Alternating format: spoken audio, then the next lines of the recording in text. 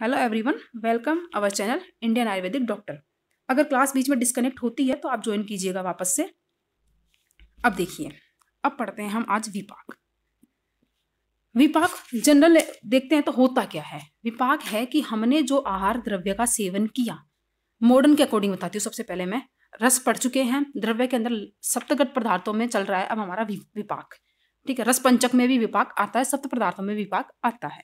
अब देखिए, हमने जो आहार खाया, एलिमेंट्री कैनाल में वो आहार जाता है। एलिमेंट्री कैनाल से अपने इसोफेगस से होते हुए, मुख से होते हुए इसोफेगस में, इसोफेगस से आमाशय में, फिर ड्यूडोनियम में, इंटेस्टाइन में होते हुए फिर उसका क्या करता है, कुछ तो रस भाग मिलता है, यानी कि कुछ तो धातु को पोषण देता है, आहार रस बनता है, और कुछ भाग मिलता है वो मल बनता है, स्टूल बनता है हमारा, या फिर मूत्र बनता है। देखिए, तो जब हमने आहार का सेवन किया, मुख से लेके लास्ट तक, रस भाग बनने तक, अंतिम धातुएं बनने तक, मल मूत्र बनने तक, जो अवस्थाओं के अंदर जो चेंजेज होते हैं ना, आहार के केमिकल के अंदर, केमिकल कंपोजिशन जो होता है, चेंज होता है उसके अंदर, उसको बोलते हैं हम विपाक। यानी कि मुख में हमने भोजन को किया, मुख से आमाशय तक जाएगा तो टाइलिन एंजाइम वगैरह, ये एंजाइम निकलेंगे, उनके द्वारा कार्बोहाइड्रेट का पाचन होगा। फिर आमाशय के अंदर HCl निकलेगा तो किसका पाचन होगा। ऐसे करके जो पाचन होते हैं, एक एक करके एंजाइम के द्वारा पाचन होते हैं। और बोलते हैं ना कि आमाशय से निकलने के बाद बोलस बोलते हैं उसको, जिसके अंदर आधा मतलब गाढ़ा सा होता है वो भोजन, फिर वो डूडोनियम में जाता है, फिर वो डूडोनियम से होते हुए फिर वो इंटेस्टाइन के पार्ट में जाता है, फिर लास्ट में वो रेक्टम में जाके मल में परिवर्तित हो जाता है। ऐसे तो उनको बोलते हैं। और इसके अंदर लेकिन यही चीज आयुर्वेद में बताई गई है कि आहार के ऊपर क्रिया होने के बाद में 3 अवस्थाएं आती हैं, मधुर, अम्ल और कटु अवस्थाओं के रूप में बता दिया इन्होंने जो अपना कार्बोहाइड्रेट था, कार्बोहाइड्रेट, प्रोटीन, और अपना जो वो ग्लिसरॉल वगैरह था, फैटी एसिड थे, वसीय थे, वसा जो थी, उनको मधुर अवस्था पाक में कर दिया। कार्बोहाइड्रेट को तो मधुर अवस्था पाक बता दिया, और जो वो उसमें था, सॉरी, अम्ल अवस्था पाक को इन्होंने अमीनो एसिड वाला बता दिया, और वसा जो थी अपनी, उनको इसने कटु विपाक बता दिया। ऐसे सीक्वेंस कर दिया इन लोगों ने। देखते हैं, अब एक एक चीज पढ़ते हैं हम, सिलेबस का पॉइंट के हिसाब से पढ़ते हैं। देखिए, 5वां चैप्टर है विपाक। हम पढ़ेंगे डेरिवेशन और इसका डेफिनेशन पढ़ेंगे सबसे पहले। उसके बाद में डिफरेंस पढ़ेंगे कि अवस्था पाक में क्या डिफरेंस है, निष्ठा पाक में क्या डिफरेंस है। ठीक है, अवस्था पाक क्या होता है, निष्ठा पाक क्या होता है, 2 प्रकार के विपाक होते हैं, हम पढ़ लेंगे। विपाक इंपॉर्टेंट चैप्टर है, क्वेश्चन इससे हर बार आता है, फिक्स क्वेश्चन है। विपाक के टाइप कितने होते हैं, किस किस आचार्य ने कितने कितने विपाक माने हैं, हम ये भी पढ़ेंगे।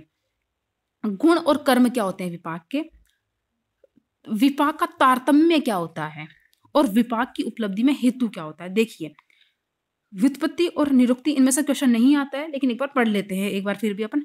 वी उपसर्ग, पच धातु और घिया प्रत्यय, इनसे लगकर बनता है विपाक शब्द। और विपाक का मतलब क्या होता है, विपाक का मतलब होता है आहार रस जो हमने किया उसका परिपक्व होना, उसका पकना, उसका परिमाण, यानी उसके ऊपर एंजाइम की क्रिया के बाद में जो रस बनता है या फिर जो मल बनता है, उसका बनना क्या होता है, परिणाम, जरण होना, उसका पाचन हो जाना, कर्म फल, कर्म करने के बाद में, आहार के ऊपर कर्म होने के बाद में, या तो उसका संयोग हुआ या उसका विभाग हुआ है, किस तरह से टूट फूट के कार्बोहाइड्रेट टूटे ग्लूकोज के अंदर, एमिनो एसिड में टूटा, प्रोटीन टूटा एमिनो एसिड में, वसा टूटी ग्लिसरॉल और फैटी एसिड के अंदर, तो ये जो होता है वो होता है कर्म फल, आदि अर्थों में प्रयुक्त होता है।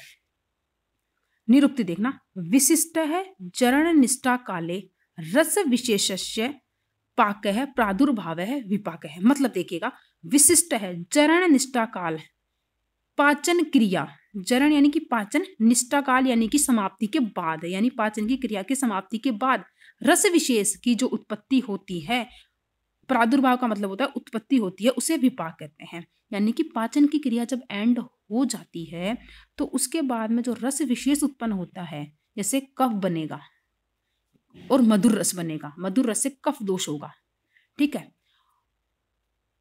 अम्ल रस बनेगा, उससे क्या बनेगा, पित्त बनेगा, पित्त दोष उत्पत्ति होगी वहां पे।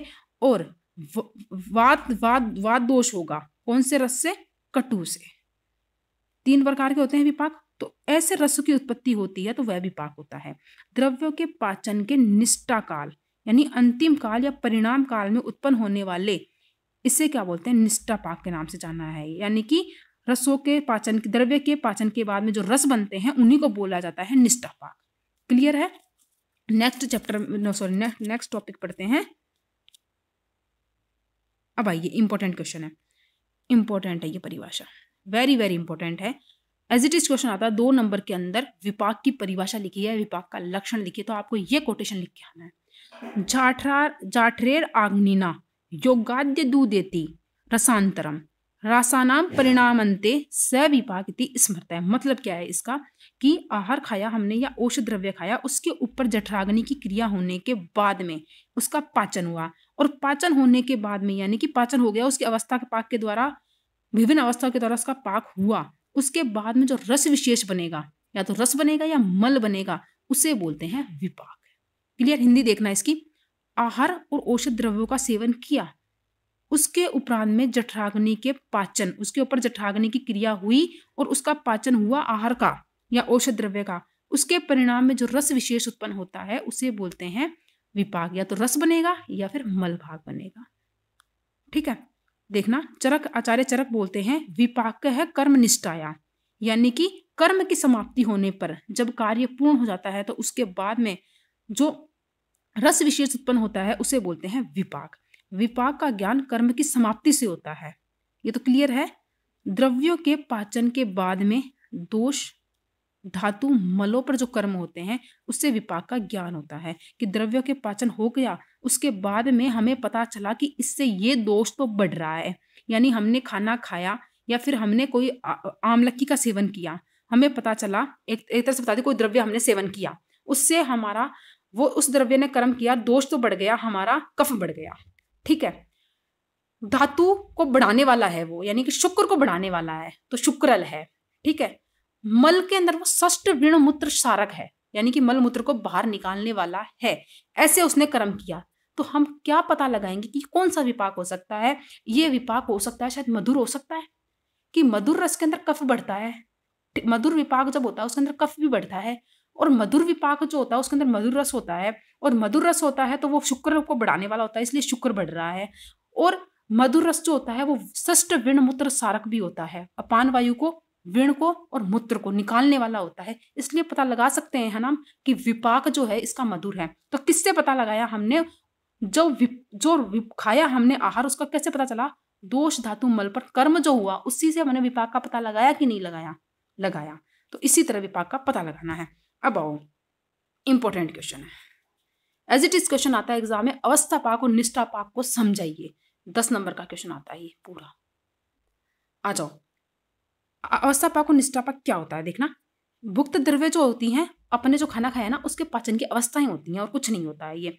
अवस्था पाक देखना, हमने जो आहार खाया, महास्रोतस कौन से होते हैं? हमारा जो आमाशय है, पित्ताशय है, पक्वाशय है, मतलब इंटेस्टाइन है हमारा आमाशय, स्टोमक है, रेक्टम है, इन सब पर जो क्रियाएं होती है ना आहार की, इनसे होकर वो कैसे गुजरता है उसे बोलते हैं अवस्था पाक। क्लियर होनी चाहिए डेफिनेशन। भुक्त द्रव्यों का महास्रोतस के विभिन्न स्थानों पर, महास्रोतस से समझ में आ जाना चाहिए कौन सा है, उनके विभिन्न स्थानों पर जो उसमें परिवर्तन होता है उसे बोलते हैं हम अवस्था पाक। अब इसमें बता रखा है कि ग्रहणी चिकित्सा, एक चैप्टर है चरक चिकित्सा का, 15 नंबर का चैप्टर है, चरक संहिता का चिकित्सा स्थान का 15 नंबर के चैप्टर के अंदर 6 से 8वां नंबर का कोटेशन है। उसके अंदर एक बात बता गई है, इस बात को करते हैं थोड़ा पेंडिंग। सुनो, हमने पढ़ा है आहार परिणाम कर भाव पढ़े हैं, हमने सबने पढ़ रखे हैं। आहार परिणाम कर भाव कितने होते हैं? 6 होते हैं आहार परिणाम कर भाव। जो हमने आहार खाया है, सबसे पहले क्या करती है? वायु अपकर्षति, वायु क्या करती है? उस आहार को खींचकर आमाशय में लाती है, पहला वायु। दूसरा, ऊष्मा के द्वारा क्या होता है? उसका पाचन होता है, खत्म। तीसरा होता है क्लेद, यानी कि हमने जो जल पीते हैं हम बीच में खाने के, उसके द्वारा क्या होता है? कफ, क्लेदक कफ, क्लेदक कफ क्लेदन का कार्य करेगा, क्लेद बढ़ाएगा, गीला करेगा भोजन को, जिससे वो आसानी से पचेगा कि नहीं पचेगा? पचेगा। तो तीसरा होता है क्लेद। चौथा होता है स्नेह, यानी वो मृदु हो जाता है। और 5वां होता है काल, एक विशेष टाइम होता है जब हमने खाना खाया उसके इतने टाइम बाद ही वो खाना पचेगा। जनरली हम 3 से 4 घंटे मानते हैं, खाने के पचने का समय जो होता है 3 से 4 घंटे मानते हैं, तो वो हो गया काल। फिर आता है संयोग, यानी कि जो आहार रस बना है उससे उत्तरोत्तर धातुओं का निर्माण होता है, उसे बोलते हैं संयोग, जिससे हमारे आयु की वृद्धि होती है। तो आहार परिणाम कर काल होते हैं 6, आहार परिणाम कर भाव है ऊष्मा, वायु, क्लेद, स्नेह, काल और संयोग। इन्हीं को समझाया गया है इसके अंदर। देखिएगा एक एक करके। देखिए, खाए हुए अन्न को प्राण वायु कोष्ठ में ले जाती है। क्लियर? वायु ले गई, यहां से उसका संघात हुआ और वो छोटे छोटे टुकड़ों में टूट गया। ठीक है। क्लेदक कफ मतलब कि क्लेद हो रहा है उसका, तो क्लेद, उस क्लेदक कफ से तथा स्नेयांश से यानी कि स्नेह से आहार क्या हुआ? मृदु हुआ। मृदु हुआ कि नहीं हुआ? हो गया मृदु। 3 हो गए। तत्पश्चात समान वायु क्या करती है? पाचक पित्त करता है ना, पाचन का कार्य, उसके द्वारा अग्नि को प्रबल करके आहार जो होगा वो ऊष्मा के द्वारा पचित होगा। तो पाचक पित्त अग्नि जो हो गई, एक तरह अग्नि के द्वारा पच रहा है, तो एक तरह से ऊष्मा हुई कि हुई, उसके द्वारा पचकर सेवन किए हुए आहार का मात्रा पूर्वक, पढ़ते हैं पर देखिएगा, मात्रा पूर्वक यानी कि अपन ने जो आहार सेवन किया उसके बाद ऊष्मा प्राण वायु उसको ले आई कोष्ठ के अंदर, उसके बाद उसने क्लेदक कफ ने उसके ऊपर क्रिया की, स्नेयांश ने उसके ऊपर क्रिया की, समान वायु के द्वारा अग्नि बढ़ी और उसने अग्नि ने क्रिया की, मतलब ऊष्मा ने क्रिया की। उसके बाद में देखना, अन्न को आयु की वृद्धि हेतु उचित रूप से पकाती है। मतलब एक तरह से संयोग हुआ कि नहीं हुआ? यानी आहार रस बना, अपना आहार रस बन के उसने अपने आयु की वृद्धि के लिए रस भाग बना और उससे उत्तरोत्तर धातु का निर्माण हुआ। तो ये आयु की वृद्धि के लिए संयोग हो गया। तो संयोग क्या करता है? आयु की वृद्धि करेगा। और इन सब चीजों में जितना काल लगता है, एक तरह से 3 से 4 घंटे मानते हैं हम, बोलते हैं ना भोजन करने के लिए 3 से 4 घंटे बाद ही भोजन पकता है भोजन करने के, तो उसे बोलते हैं काल। तो इस तरह से समझाया गया है कि किस तरह से अवस्था पाक है। तो अवस्था पाक अगर क्वेश्चन आता है तो आपको यही बताना है कि अपन ने जो आहार खाया है उसका महास्रोतस यानी एलिमेंट्री कैनाल जो होती है अपने ऊपर, उसके स्थानों पर कौन कौन से परिवर्तन होते हैं उसके अंदर, और किस तरह से आहार परिणाम कर भावों के द्वारा वह आहार जो होता है वो पचता है। ठीक है। उसके बाद आते हैं अवस्था पाक की 3 अवस्थाएं होती हैं, इंपॉर्टेंट है, देखिएगा एक एक करके। मधुर अवस्था पाक, इसमें कोटेशन नहीं लिखा हुआ है, जरूरी नहीं होता हर किसी को कोटेशन याद होते हैं, लेकिन मुझे खुद को कोटेशन ही पसंद है ज्यादा। तो इसका कोटेशन लिखा हुआ है किताब में आपकी में, अन्नस्य भुक्त मात्र से षड सस्य प्रपाक्त है बधुरा घात कफा भावात फेन भूत उदृत्य। मतलब क्या होता है? ऐसा मधुर अवस्था पाक को समझाती हूँ मैं पहले आपको। मधुरा अवस्था पाक मतलब है कि आहार का आमाशय के अंदर पाक होता है। इनके अकॉर्डिंग, आयुर्वेद के अकॉर्डिंग, आमाशय में जब पाक होता है, जब आहार आमाशय में आता है तो उसके ऊपर आमाशय में आता है तो पचित हो जाता है वो, और मधुर रस की उत्पत्ति होती है। वो पच के मधुर रस बनेगा जो आहार खाया है, और फेन के रूप में यानी झाग के रूप में कफ की वृद्धि होती है, इसीलिए यहाँ कफ लिखा हुआ है। देखिएगा, मधुरावस्था वाक की क्रिया आमाशय पर हुई, मधुर रस की उत्पत्ति हुई पचने के बाद में, और कौन सा दोष बना? कफ दोष की वृद्धि हुई कि नहीं हुई? इसीलिए बोलते हैं खाना खाने के बाद नींद आती है कि नहीं आती है? तो यहाँ आती है नींद। समझ में आई बात? अब देखना, अब वो आहार, अब देखिए मधुर अवस्था थी तो इसके अंदर कौन से महाभूतों का विघटन हुआ? जल और पृथ्वी महाभूत मधुर अवस्था के अंदर होते हैं कि नहीं होते हैं? होते हैं। तो आमाशय के अंदर कौन से महाभूतों का विघटन होता है? जल और पृथ्वी महाभूतों का विघटन हुआ कि नहीं हुआ? हुआ। यानी कि एक तरह से हम मॉडर्न की बात करते हैं तो कार्बोहाइड्रेट का पाचन हुआ कि नहीं हुआ? कार्बोहाइड्रेट का पाचन इसमें होता है। अब आना अम्ल अवस्था के अंदर। अम्ल अवस्था पाक का कोटेशन है परमतु पच्यमानस्य विदग्ध श्यामल भावतः आश्चर्यमानस्य पित्तम अच उदीर्यते। मतलब क्या होता है इसका? पच्यमानस्य का मतलब होता है गृहिणी, डुडोनियम अपनी, उसके अंदर ये क्रिया होती है। इसमें आखिर जब आहार जो होता है वो आमाशय से डुडोनियम में आता है, उसके बाद में वह पचता है, उसके ऊपर क्रिया होती है अग्नि की। तो विदग्ध श्यामल भाव होता है, विदग्ध का मतलब होता है अम्ल रस की उत्पत्ति होती है, अम्ल रस की उत्पत्ति होती है। और अम्ल रस की उत्पत्ति होती है तो कौन सा महाभूत हो गया? कौन से महाभूत का विघटन होगा? अग्नि महाभूत का विघटन होगा। तो गृहिणी के अंदर कौन से महाभूत पर क्रिया हो रही है? अग्नि महाभूत पर क्रिया हो रही है। और कौन सा दोष बन रहा है? पित्त दोष बढ़ रहा है, तो पित्त दोष बढ़ता है। क्लियर? अब आता है कटु अवस्था पाक। देखना, हाँ, तो एक तरह से प्रोटीन का पाचन हो गया, कह सकते हैं डुडोनियम के अंदर हम, पहले कार्बोहाइड्रेट का हुआ, अब प्रोटीन का पाचन हो गया। अब आता है कटु अवस्था पाक। देखिएगा, पक्वाश्यम तु प्राप्तस्य सोस्यमाणस्य वह्निना परिपिंडित पक्वस्य वायुशात कटुभावतः।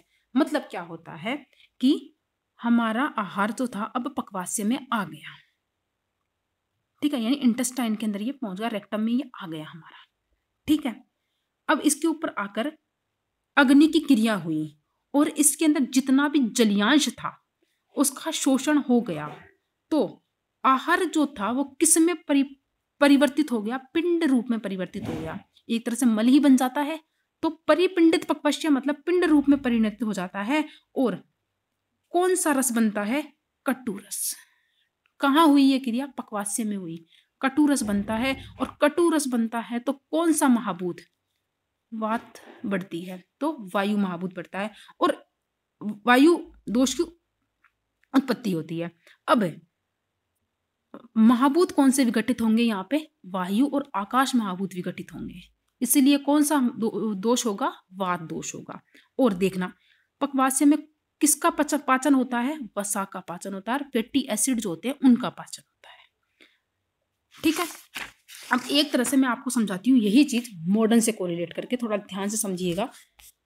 हमने आहार खाया, मुख से लेके हमारे माउथ से लेके इंटेस्टाइन तक, रेक्टम तक, जो केमिकल कंपोजिशन में जो चेंजेज हो रहा है उस आहार के, उसे बोलते हैं अवस्थापाक, अकॉर्डिंग टू मॉडर्न है ये, ठीक है। सर्वप्रथम हमने आमाशय को खाया, तो मुख से लेकर आमाशय तक, अकॉर्डिंग टू मॉडर्न बता रही हूँ, मुख से लेकर आमाशय तक उसके ऊपर टाइलिन एंजाइम की क्रिया हुई।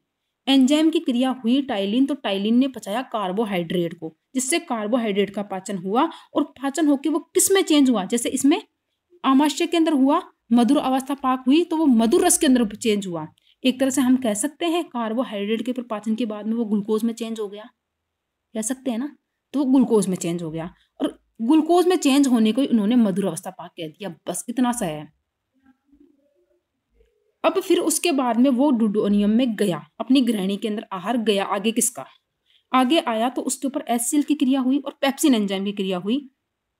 एक तरह से इन्होंने ये बताया है कि आमाशय में हुआ है, लेकिन अकॉर्डिंग टू मॉडर्न आमाशय में जो क्रिया होती है ना वो ग्रहणी वाली नहीं होती है। उन्होंने जो सेकंड अवस्था बताई है वो आमाशय में बताई है। और इन्होंने जो पहली अवस्था मतलब कि अकॉर्डिंग टू मॉडर्न उन्होंने जो फर्स्ट अवस्था बताई है, जो कार्बोहाइड्रेट बनता है वो मुख से लेकर आमाशय तक बनता है। और दूसरा प्रोसेस जो होता है टाइलिन और पेप्सिन वाला वो आमाशय में ही होता है मॉडर्न के अकॉर्डिंग, लेकिन इन्होंने जो बताया अम्ल अवस्था पाक वो ग्रहणी में बताया है। देखिएगा, तो फिर उसके बाद में उसके ऊपर क्रिया हुई एचसीएल की आमाशय के अंदर और पेप्सिन की, उससे बना एमिनो एसिड। एमिनो एसिड बना तो उसी को हमने अम्ल रस बोल दिया, यहाँ पे अम्ल रस बोल दिया। एक बार साफ कर दूं, हाँ, तो अम्ल रस बोल दिया इसको यहाँ पे कि अम्ल रस बन गया। उसके बाद में वो गया आंत्र में, इंटेस्टाइन में गया हमारी में, उसके ऊपर लाइपेज और ट्रिप्सिन एंजाइम की क्रिया हुई। और ये क्रिया करके किसके ऊपर क्रिया की इन्होंने, वसा के ऊपर और फैटी एसिड के ऊपर क्रिया की इन्होंने, वसा के ऊपर क्रिया की, वसा का पाइसीकरण हुआ, जिससे क्या हुआ, ग्लिसरॉल बना और फैटी एसिड बने, और उन्हीं को बोल दिया इन्होंने कटु अवस्था पाक बोल दिया। ये है मॉडर्न के अकॉर्डिंग और कुछ नहीं है। तो अवस्था पाक आयुर्वेद के अकॉर्डिंग भी है और मॉडर्न के अकॉर्डिंग भी, आप समझाया ना। अब देखना इसके बाद में ये निष्ठा पाक क्या होता है।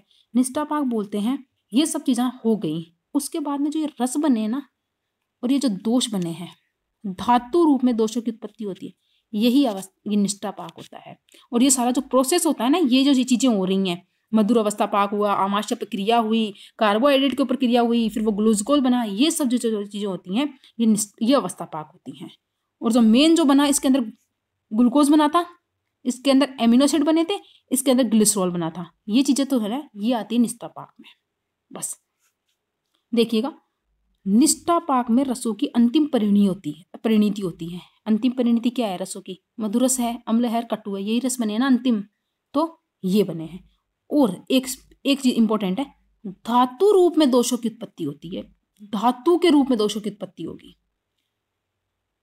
आहार रस के अंदर जो खाया है उसके अंदर रस भी बनेंगे और धातु के रूप में दोषों की उत्पत्ति हो रही है, मल के रूप में दोषों की उत्पत्ति नहीं हो रही है। मतलब कि इसमें रस बन रहा है और मल का निर्माण जो होता है वो उसमें होता है, अवस्था पाक में होता है। ठीक है, यानी कि उससे दो चीज बनी, एक तो रस बना और एक मल बना।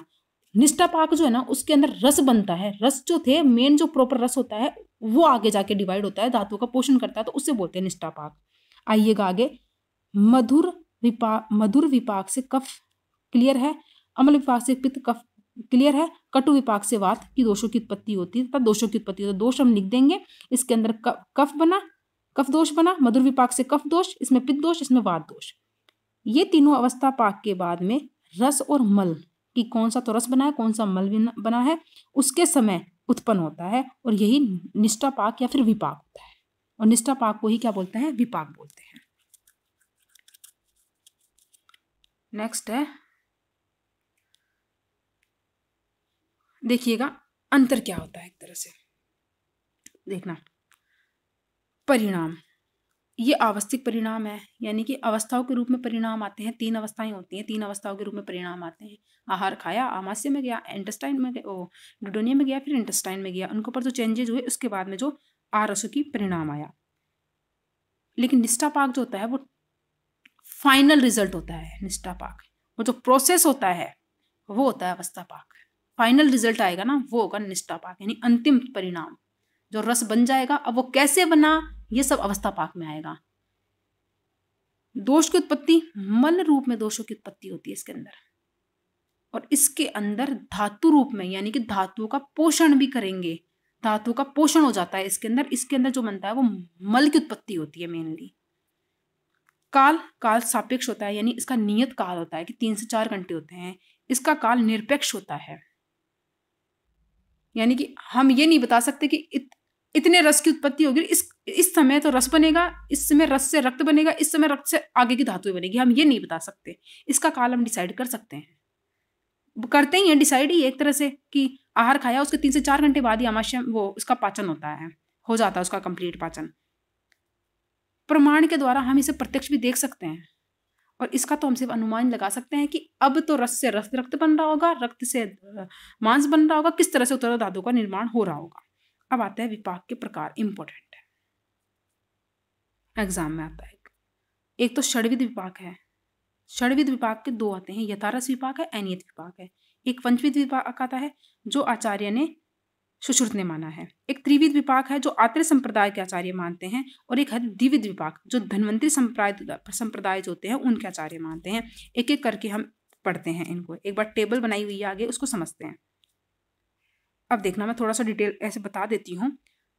यथा रस विपाक क्या मतलब होता है इसका, कि जैसा रस उस ऐसा विपाक हुआ कि नहीं हुआ।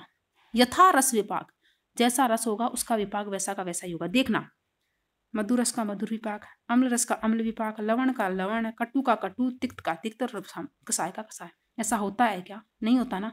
तो ये मान्य होगा कि नहीं होगा? ये मान्य नहीं होगा। अब आना अनियत रस विपाक। इसमें बोल रहा है कौन से रस का कौन सा विपाक होगा, इसका डिसाइड ही नहीं था कि मधुर का विपाक क्या होगा, अम्ल का विपाक क्या होगा। तो ऐसा होता है क्या? नहीं होता। तो ये भी मान्य नहीं था। इन्होंने बस रस बता के छोड़ दिए। उन्होंने बोला कि जो रस प्रबल होगा, जो रस जिसको दबा देगा, उसी का विपाक हो जाएगा। कोई डिसाइड नहीं किया इन्होंने कौन सा विपाक कौन से रस का होता है। बस पंचविध विपाक इन्होंने बोल दिया कि जो हमने आहार खाया वो भी 5 महाभूत है। अग्नि जो क्रिया करती है अंदर, वो भी 5 महाभूतात्मक अग्नियां भी तो होती हैं, 11 प्रकार की अग्नियां होती हैं। ठीक है, वो खाया उसके, तो वो क्या करेगी, जिससे पार्थिव अग्नि है, हमने जो खाना खाया उसके अंदर जो पार्थिव अंश जो है उसके ऊपर तो पार्थिव अग्नि क्रिया कर देगी। जो आग्नेय महाभूत वाला जो पदार्थ भाग था उसके ऊपर अग्नि वाली अग्नि कर देगी, आग्नेय महाभूत वाली अग्नि क्रिया कर देगी। ऐसे कर देगी, 5 महाभूतों की 5 अग्नियां क्रिया कर देगी। तो जो होता है विपाक भी 5 प्रकार का बता दिया इन्हें, 5 महाभूत के हिसाब से बता दिया कि पार्थिव है, आप्य है, अग्नि है, वायव्य है और नाभस है। अब आए फिर त्रिविध विपाक में, तो मान्य कौन सा होगा? ये होगा, और कोई सा मान्य नहीं होगा। मधुर होता है, अम्ल होता है, कटु होता है। फिर उन्होंने डिटेल से इसको समझाया आगे। अब आया द्विविध विपाक। द्विविध विपाक बता दिया कि महाभूत के हिसाब से बता दिया कि गुरु विपाक जो होगा वो मधुर रस वाला होगा, और मधुर रस वाला होगा तो गुरु विपाक उन्हीं का होगा जिनके अंदर पृथ्वी और जल महाभूत होगा। तो एक तरह से ये दोनों मिल रहे हैं कि नहीं मिल रहे हैं, महाभूत वाले। लघु विपाक उनका बता दिया जो 3 बचे हुए महाभूत हैं, वायु है, अग्नि है और आकाश है। उनका विपाक जो होगा वो लघु होगा और वो कटु होंगे। बस इन्होंने बताया कि मधुर और कटु 2 ही विपाक होते हैं, कोई विपाक नहीं होता है। एक बार अब और आगे से पढ़ लेते हैं इनको। अब देखना, अनियत विपाक था, इसको कोई स्वीकार नहीं करता। पंचविध विपाक था, इन्होंने बोला कि शरीर के शरीर जो बनाया अपना वो भी पंच महाभूतात्मक है, आहार है वो भी 5 महाभूत वाला होता है, 5 प्रकार की अग्नियां होती हैं, ये क्या करेंगी अपने अपने अंश का पाचन कर देगी और अपने अपने गुणों को बढ़ा लेगी। इन्होंने ऐसे बता दिया, तो ऐसा नहीं होता है भाई। त्रिविध विपाक देखना, त्रिदो विपाक द्रवस्य स्वादु अम्ल कटु कटुकात्मक, यानी कि एक तो मधुर होता है, एक कटु होता है और एक अम्ल होता है। अब देखना, कटु तिक्त कसायाणाम, कटुरस तिक्तरस और कसाय रस का विपाक है प्रायशः कटु, यानी इनका विपाक जो होता है प्राय कटु होता है। लेकिन अम्लो अम्लम पच्यते, अम्ल रस का विपाक अम्ली ही होगा। स्वादु मधुर लवणस्तता, स्वादु विपाक होगा किसका, यानी मधुर विपाक होगा किसका, मधुर और लवण रस का विपाक जो होगा वो मधुर होगा। देखना, मधुर विपाक किसका हुआ, मधुर और लवण रस का हुआ। अम्ल विपाक अम्ल रस का हुआ। कटु विपाक कटु और तिक्त कसाय रस का हुआ। अब कुछ अपवाद हैं, कैसे हैं ये इंपॉर्टेंट अपवाद। ब्रीही जो होती है, एक धान्य होता है, उसका जो रस होता है वो मधुर है, तो भाई मधुर रस के हिसाब से इसका विपाक मधुर ही होना चाहिए था। हमने ऊपर जैसे पढ़ी है ना ये चीज, लेकिन इसका विपाक जो होता है वो अम्ली होता है। आम्लकी है, 5 रसों से युक्त होती है, लेकिन अम्ल रस प्रधान होता है, जिसके कारण इसका रस विपाक जो होना चाहिए था वो अम्ल होना चाहिए था। है क्या, मधुर है। सोवर्चल लवण होता है, लवण वर्ग है, लेकिन इसका विपाक होना चाहिए था लवण रस है, तो इसका विपाक भाई मधुर होना चाहिए था, लेकिन इसका विपाक कटु है। शाकंभरी है, लवण रस वाली है, लेकिन इसका विपाक लवण होना चाहिए था, सॉरी मधुर होना चाहिए था, लेकिन है क्या, कटु है। सुंटी है, कटु रस से युक्त है, तो कटु विपाक होना चाहिए था, लेकिन विपाक है मधुर। पिपली है, कटु रस है और मधुर विपाक है। जाति पत्री है, कटु रस युक्त होते हुए भी मधुर रस है। विभितकी है, कसाय रस है, तो कसाय वाले का विपाक होता है कटु, होता है मधुर इसका, तो अपवाद ही हो गया एक तरह से। हरितकी है, कसाय रस प्रदान होती है, 5 रसों से युक्त होती है, लेकिन कसाय रस जो होता है वो प्रदान होता है इसके अंदर, होना चाहिए था विपाक इसका कटु, लेकिन विपाक है इसका मधुर, तो अपवाद हो गया। गुड़ुची है, तिक्त और कसाय रस होते हैं, तिक्त कसाय रस होने के कारण कटु विपाक होना चाहिए था, लेकिन विपाक इसका मधुर होता है। तो ये क्या हो गए, विपाक के अपवाद हो गए एक तरह से। नेक्स्ट है द्विविध विपाक। द्रव्यों के विपाक काल में गुरु और लघु गुणों का प्रादुर्भाव होता है। द्विविध विपाक क्या था, द्विविध विपाक यही तो था, एक तो गुरु है एक लघु है। उन्होंने क्या बोला, एक तो द्विविध विपाक है, एक अपना पंचविध विपाक है, एक तरह से सेम ही हो गया, पंच महाभूतों के हिसाब से विपाक बताया गया है। तो देखिए वही डिटेल में समझाया गया है। पृथ्वी और जल महाभूत जिसके अंदर होंगे, जिन आहार द्रव्यों में पृथ्वी और जल महाभूत होंगे, उनका विपाक गुरु होगा और वो मधुर विपाक होगा। बस 2 विपाक माने ने, गुरु तो मधुर रस गुरु होता है, तो मधुर विपाक होगा। जिनके अंदर बाकी के 3 महाभूत होंगे, उनका विपाक लघु होगा और वो कटु विपाक वाले होंगे। द्विविध विपाक ये बोलता है। अब देखना विपाक के गुण के हिसाब से कैसे द्विविध विपाक बताते हैं कि जो आहार रस हमने खाए हैं, अगर वो शीत गुण वाले, स्निग्ध होंगे, गुरु होंगे, पिच्छिल होंगे, तो वो गुरु विपाक होंगे। और जो आहार द्रव्य हम खा रहे हैं, अगर वो तीक्ष्ण, रुक्ष, लघु और विशद होंगे गुणों के अंदर, तो वो लघु विपाक वाले होंगे। उन्होंने ऐसे समझाया विपाक को, एक तो महाभूत के हिसाब से विपाक को समझा दिया और एक द्रव्य के गुण के हिसाब से विपाक को समझाया। अब आता है कि द्विविध और त्रिविध विपाक में समन्वय कैसे करते हैं। कि द्विविध विपाक महाभूतों पर आधारित था, ये रे महाभूत आधारित है कि नहीं है।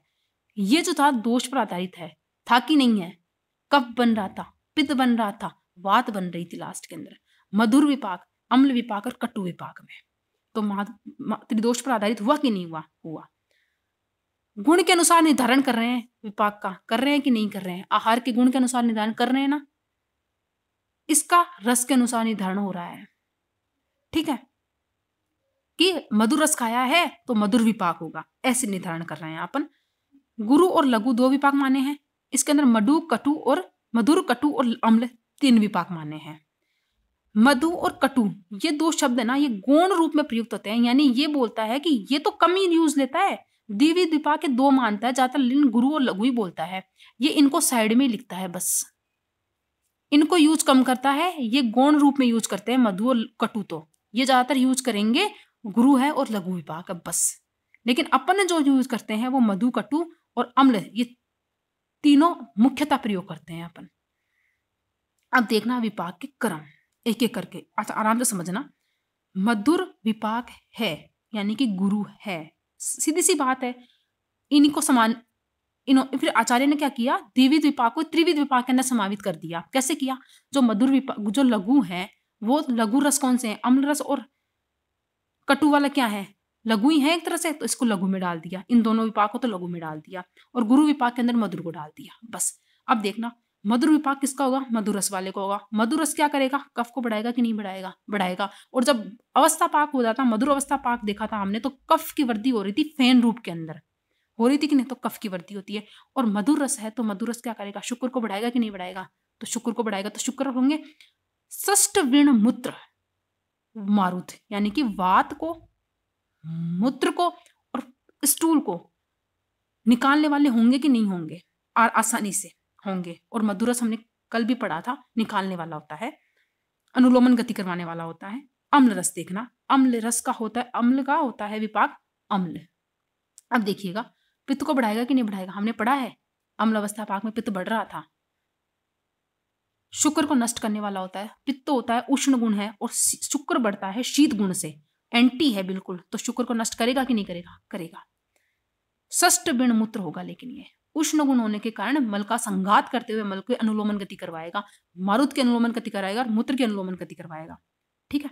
अब देखना कटु विपाक, वात बढ़ रही है तो वात जहां भी बढ़ेगी वहां तो कॉन्स्टिपेशन मिलेगा ही मिलेगा, वो रुकेगी वो चीज। और वो तीनों रस जो होते हैं, वो कटु तिक्त कसाय 3 रस पढ़े थे हमने, वो वात वो क्या करते हैं, विण मूत्र को बांधने वाले होते हैं और शुक्र का नष्ट करने वाले होते हैं। ये हमने पढ़ चुके हैं पीछे रस के अंदर। वात बढ़ेगी कि नहीं बढ़ेगी, कटु अवस्था पाक के अंदर वात बढ़ रही थी ना, पकवाशय के अंदर, तो वात बढ़ती है लास्ट के अंदर। और जब भी भोजन पच जाता है तो लास्ट में वात बढ़ती है। शुक्र को नष्ट करने वाला होता है और बद्ध विणमूत्र होता है। तीनों विपाक के अंदर कौन सा धातु क्रम होता है, कौन सा मल पे क्रम करता है, कौन सा दोष पे क्रम करता है, ये याद होना चाहिए, इंपॉर्टेंट है। यही चीज आगे हम देखना कितनी बार पढ़ेंगे, यही चीज काम आएगी देखना। देखते हैं